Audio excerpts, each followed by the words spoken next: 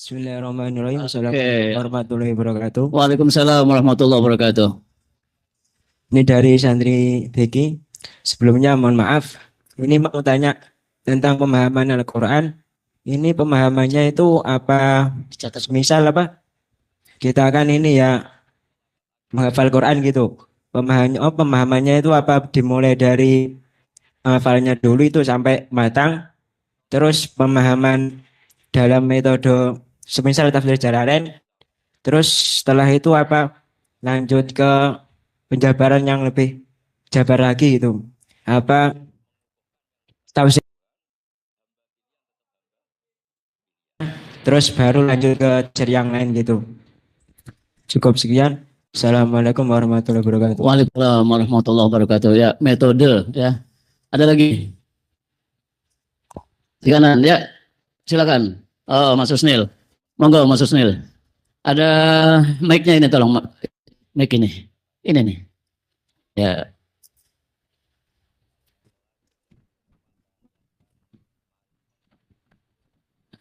Ini masih megang apa di redaksi penerbitan kita Lentera Hati. Ya, silakan. Assalamualaikum warahmatullahi wabarakatuh. Ini minta nasihat Gus, karena belakang semacam barometer gitu ya. Diikuti oleh hal yang paling konkret sekarang ada teman-teman hijrah gitu ya. Umum kemudian mereka melirik gerakan yang namanya hijrah. Tetapi kemudian sayangnya dan ini sebagian juga teman-teman saya gitu menanggapi ini dengan negatif, Gus. Mereka menganggap bahwa orang hijrah itu kayak walah mereka tahu ama baru sedikit kok udah mulai ngajak-ngajak gitu. Walaupun kita kan tahu balighwani walau ayat. Nah, tetapi di sisi lain teman-teman kita juga yang punya ilmu nggak mau ngapa-ngapain juga gitu, Gus. Ya kan? Ini agak repot gitu. Nah, bukan sesuatu gitu, Gus, untuk buat mereka lebih baik juga gitu. Tapi kadang malu. Mungkin karena di pesantren terlalu tawaduk gitu. Sehingga ketika mereka berkiprah banyak, Gus, yang jadi profesional gitu, teman-teman saya santri untuk ngajar lagi itu pakai dan kadang nggak mau gitu. Nah, kalau Gus Baha yang bicarakan insya Allah mohon nasihati anak muda NU itu untuk mau ngasih pengajian di pesan di di musola di mana, karena itu juga penting. Mungkin itu Gus Bada sama satu mungkin nasihati kami untuk jalan istiqomah untuk memegang kesantriannya, Gus. Gitu, Gus. Assalamualaikum warahmatullahi wabarakatuh. Waalaikumsalam warahmatullahi wabarakatuh. Baik. Ini waktu kita kurang lebih lebih dari setengah jam menjelang zuhur. Nanti 5 menit sebelum azan sudah kita selesaikan untuk menyediakan waktu berwudu. Orangnya banyak, khawatir tidak cukup ya. Jadi zuhur kita 11.59, 5 menit sebelum itu akan kita hentikan. Sepenuhnya kami kembalikan ke Gus Baha untuk menanggapi. Begini ya, kalau urutan dalam kitab ya, kalau dulu ini juga harus jadi metode siapa saja ya, metode kajian Quran. Dulu zaman Rasulullah SAW itu kan Quran turun dalam durasi waktu 23 tahun. Dan ada periode Makkiyah, yaitu sebelum hijrah, dan ada periode Madaniyah. Kedua, bahwa Quran sudah ada asbabul wurud atau asbabun nuzul. Sehingga seperti yang saya tadi bilang, sehingga misalnya ada ayat turun ya ayyuhal kafirun la a'budu ma ta'budun. Mereka itu tahu kalau asbabun nuzulnya itu misalnya kompromi. Muhammad, kita jangan bermusuhan terus lah. Kamu menyembah Tuhan saya setahun, kita menyembah Tuhanmu setahun lah. Kita kompromi lah secara politik. Terus turun ayat la a'budu apa? Ma ta'budun wala antum abiduna ma'abud. Sudah terus seperti itu, sehingga mudah sekali difahami. Setelah kita 1440 Hijriah sekarang, kemudian ada disiplin ilmu, termasuk disiplin nasah mansukh. Ada orang yang bilang kul kafirun itu dinasah ayat sef, sekarang nggak usah lakum dinukum waliyadin, tapi ya tegas ya. Ada yang bilang enggak, ini disesuaikan konteksnya. Kalau mereka ingin damai ya kita damai, tapi enggak perlu saling menyembah apa Tuhan. Natijahnya damai saja. Tapi yang unik dari ulama detail adalah satu. Ini yang perlu anak-anak PSG tahu. Yang dimansuh itu tidak semua. Separuh saja kan. Yaitu kan maknanya apa? La a'budu ma ta'budun. Saya tidak akan menyembah apa yang kalian. Kira-kira pernah mansuh dibatalkan hukumnya apa ila yaumil qiyamah? Ila yaumil qiyamah, karena ila yaumil qiyamah kita tidak akan menyembah apa yang mereka sembah. Tapi wala antum abiduna ma'abud, dan kalian tidak menyembah apa yang saya sembah. Faktanya banyak orang kafir yang masuk Islam. Nah ini kalau sudah sampai seperti ini sudah detail lah Mas. Kalau kamu katakan semua ayat itu mansuh, nanti resikonya masalah abud mata budun mansuh. Kan kita akan selalu la abdu mata budun, tidak akan menjawab apa yang mereka sembah. Jadi saya mohon sekali memang mengkaji ilmu itu tidak ada selesainya. Tapi kadang ya ada ulama yang tadi ya karena kelas kitab tertentu masih pakai ini semua mansuh. Tapi nanti setelah kamu tambah ilmu tahu ternyata yang dimansuh itu tidak semua. Nah begitu juga tafsir Jalalain misalnya. Komentar saya terhadap tafsir Jalalain itu tafsir yang bagus. Tapi tetap analisisnya ulama itu beda-beda. Misalnya begini. Saya beri contoh yang masyhur itu. Quran itu hudal lil muttaqin, memberi petunjuk pada mereka yang takwa. Sekarang anak-anak PSG tak bedai. Orang yang takwa itu yang kayak apa coba? Yang sudah soleh apa sebelum soleh? Sudah soleh. Ya keliru. Kalau sudah soleh, nyatanya Umar itu masuk Islam itu pas itu sudah muttaqin apa masih kafir? Masih kafir, tapi dengar Quran langsung masuk Islam. Makanya kitab Al-Burhan karangannya Imam Zarkasi itu kitab yang paling sering dikutip oleh Profesor Qores Shihab. Itu bilang lil muttaqin itu mimbabil iktifa lil muttaqina wa ghairihim.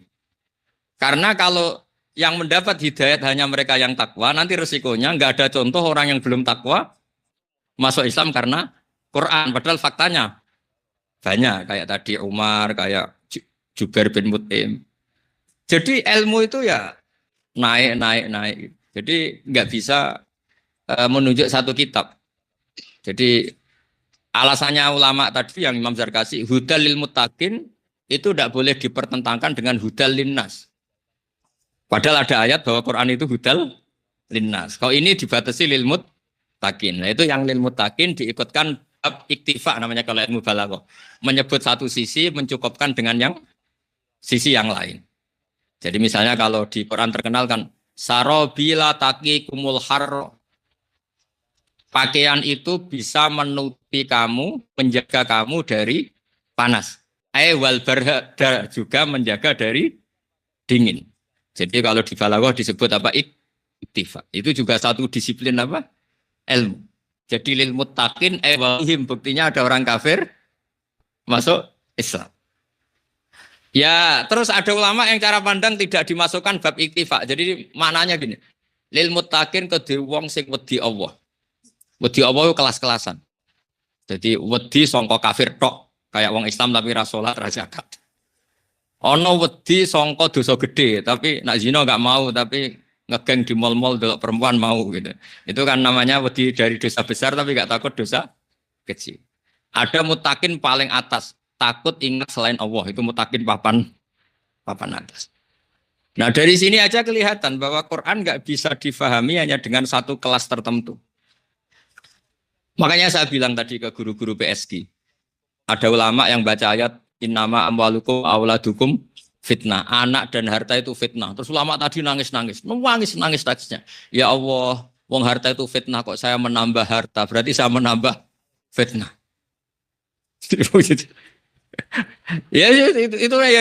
itu satu pemahaman ulama dan itu benar. Tapi ulama yang sama yang itu ketika baca ayat anfiku nangis lagi, ya Allah engkau memerintahkan infak kau tidak punya uang ini gimana ini gitu.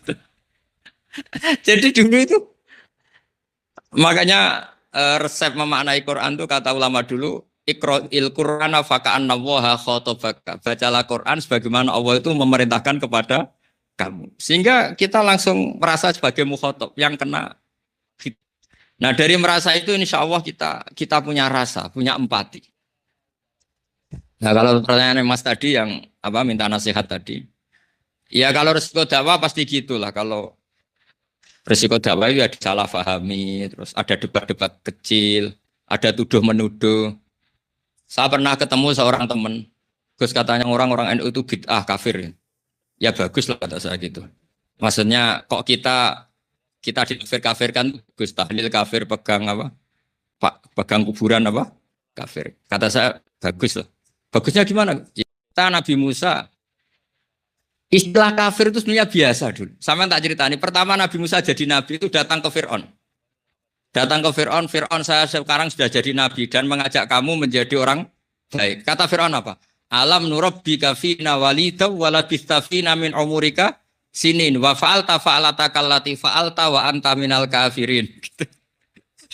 Jadi Fir'aun yang menuduh Nabi Musa itu kafir. Makanya kalau kamu tidur kafir tenang saja. Anggap saja kayak Nabi Musa dituduh Fir'aun gitu saya.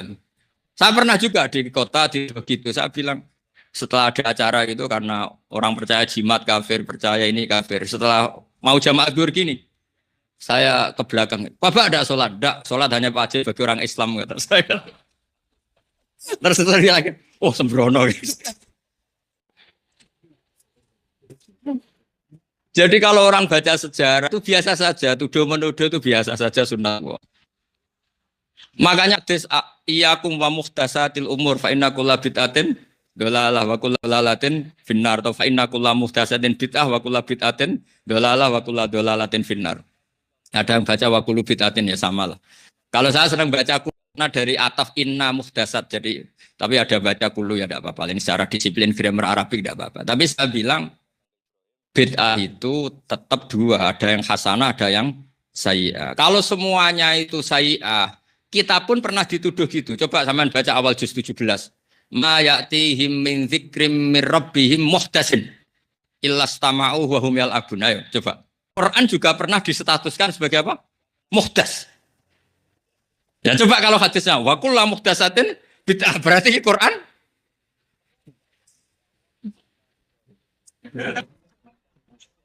ya biasa saja, makanya biasa.